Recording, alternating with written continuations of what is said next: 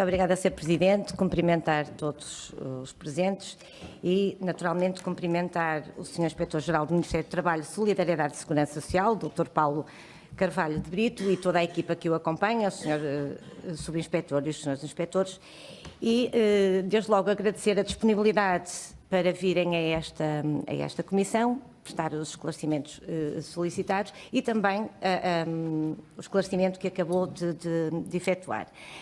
E eu tenho apenas uma questão para colocar, mas vou começar por umas considerações antes de colocar a questão relativamente a este relatório. Uma primeira consideração é dizer o seguinte: o Estado falhou. O Estado falhou e o rosto dessa falha do Estado é do Ministro Vieira da Silva.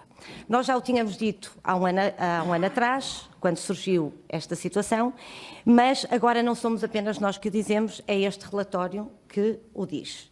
E desde logo percebemos, pela análise do relatório, que a primeira falha consiste no não ter sido de imediato ordenada uma inspeção como esta e apenas ter sido ordenada esta inspeção pelo Sr. Ministro após uma reportagem televisiva. E, portanto, este é desde logo o primeiro momento que apontamos como falha. Por outro lado, e como resulta bem patente, foram 5 entidades que foram averiguadas e, como o Sr. Inspetor acabou de referir, o âmbito da atuação foi precisamente, o âmbito da atuação da inspeção foi precisamente sobre as entidades que receberam as denúncias e, portanto, verificamos, foram 5 entidades que receberam inúmeras denúncias e houve um falhanço em toda a linha. Mais uma vez, não é o PSD que o diz, é o relatório que o diz e, desde logo, vejamos por um exemplo. O Instituto da Segurança Social, por exemplo, e como refere aqui o relatório, teve uma primeira denúncia em 2014. Nesta data, houve, além desta denúncia de 2014, mais 7 denúncias. E a esta data houve resposta a uma situação. Isto ninguém compreende. Não compreende o PSD, mas não compreendem os portugueses, sobretudo, porque estamos a falar da boa utilização dos dinheiros públicos que estava em causa nestas denúncias. Por outro lado, é o próprio relatório que diz que houve morosidade na atuação e na forma como foram levadas a cabo o tratamento das denúncias por parte de serviços. Senão, as recomendações deste relatório não seriam no sentido que são. Desde logo, estas recomendações referem que tem de haver, por exemplo, no caso do Conselho Diretivo do Instituto da Segurança Social, uma postura mais ativa. Ao Centro Distrital da Segurança Social de Lisboa, recomenda que incluam na análise dos dados existentes no Sistema de Informação da Segurança Social, portanto, significa que não há cruzamento de dados. Isto são apenas algumas das recomendações que mostram claramente o que é que os serviços não fizeram o trabalho que é a sua competência e não os fizeram em conformidade. E, portanto, concluímos, de facto, da análise do relatório, que o PSD, há um ano atrás, quando mostrou preocupação com esta situação e referiu que houve uma falha do Estado, é verdade, e isto resulta deste relatório.